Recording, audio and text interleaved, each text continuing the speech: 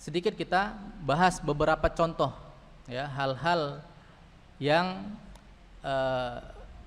kita simak, kita dapatkan dari para sahabat Nabi SAW yang mereka rela meninggalkan urusan dunia mereka demi mendapatkan akhiratnya.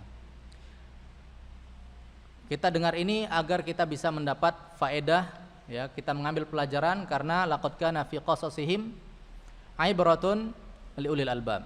Karena di balik kisah-kisah para al-anbiya dan orang-orang soleh itu terdapat ibrah, pelajaran bagi orang-orang yang memiliki akal. Contoh yang pertama, para sahabat di antara mereka meninggalkan ambisi kekuasaan. Ya, kita tahu di antara kepentingan duniawi adalah kekuasaan. Para sahabat mereka sanggup meninggalkan ambisi kekuasaan ya, untuk mendapatkan ridhonya Allah dan Rasulnya, untuk mengejar ridho Allah dan Rasulnya. Mungkin kita ambil contoh, ketika Rasulullah SAW wafat, semua terkejutkan, baik dari muhajirin dan juga ansor. Orang-orang muhajirin mereka berkumpul di sekitar rumahnya Rasulullah SAW. Kemudian orang-orang ansor tidak ada di sana, mereka punya perkumpulan sendiri. Orang-orang ansor punya perkumpulan tersendiri. Mereka, orang-orang ansor sudah sepakat untuk mengangkat salah satu di antara mereka sebagai penggantinya Rasulullah, sebagai amir yang akan mengurusi urusan mereka, yang akan menguasai Madinah, yang akan berkuasa. Mereka akan baiat salah satu di antara mereka, yaitu Sa'ad bin Ubadah ya. Mereka sudah sepakat, mereka berkumpul di satu Saqifah Bani Sa'idah namanya. Ya, Saqifah itu mungkin semacam ruang terbuka ya, yang mungkin lebih dekat seperti tempat perkumpulan ya. Tapi tempat perkumpulan waktu itu ya, dia sifatnya outdoor, hanya ditutupi oleh atap, makanya disebut Saqifah.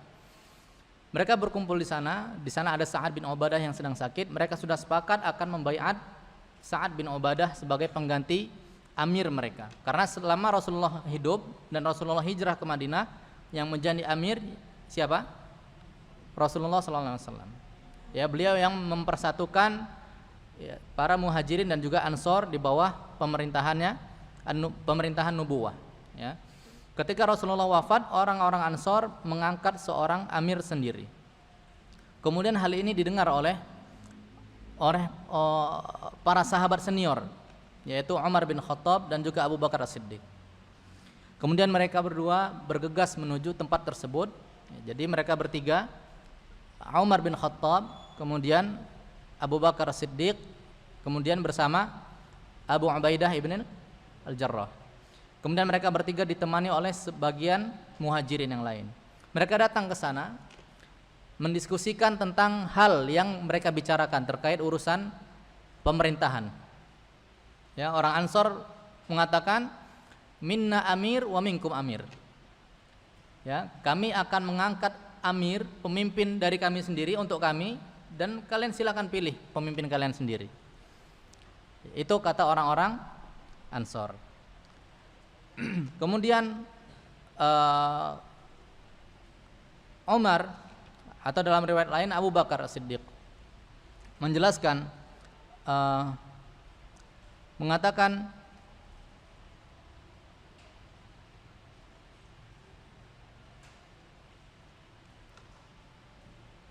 minna,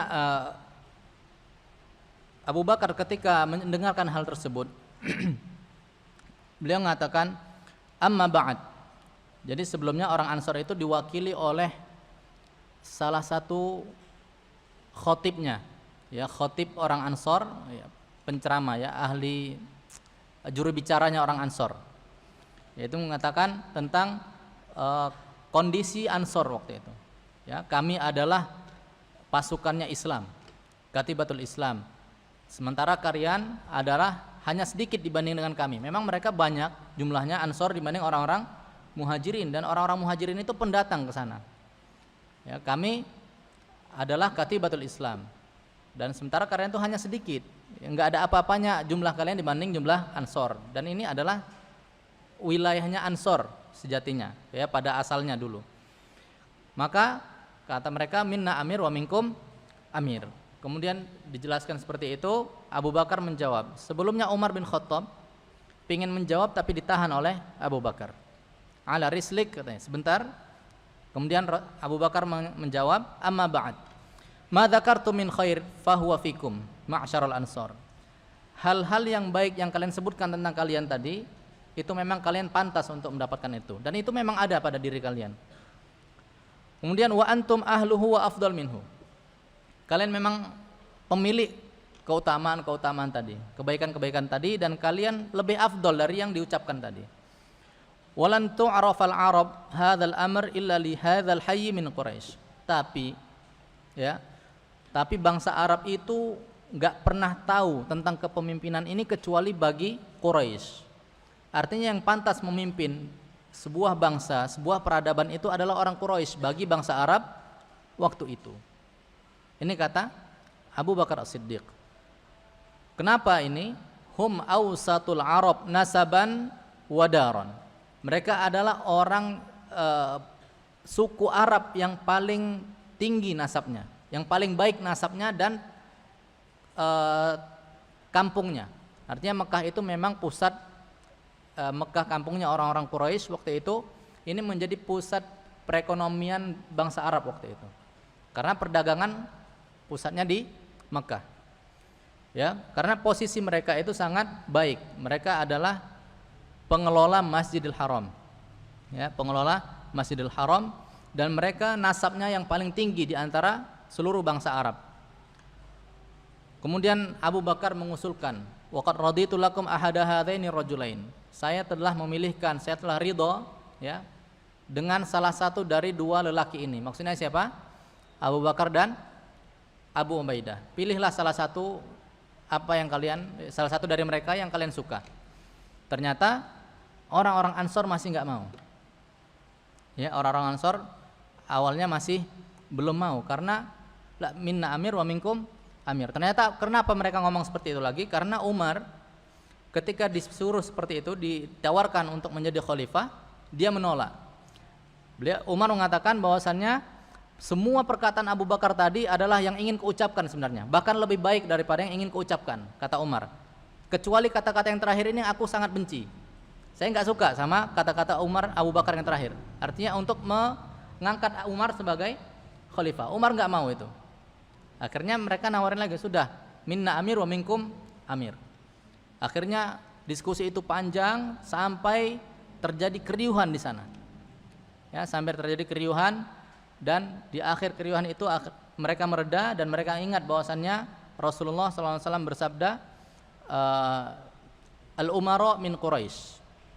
Ya, di antara sabda Rasulullah SAW, al-umara min Quraisy. Jadi yang pantas untuk menjadi seorang amir itu adalah bangsa Quraisy. Ketika mereka diingatkan dengan sabda ini tadi, sebenarnya itu sudah tersirat pada ucapan Abu Bakar tadi bahwasannya inna hadzal amr innal arab lan tu'raf al-arab hadzal amr illa li hadzal hayy min Quraisy. Ini sudah tersirat dalam perkataan Abu Bakar. Namun Rasulullah juga mengatakan yang lebih tegas, al-umara min Quraisy. Orang-orang yang pantas menjadi amir adalah Quraisy.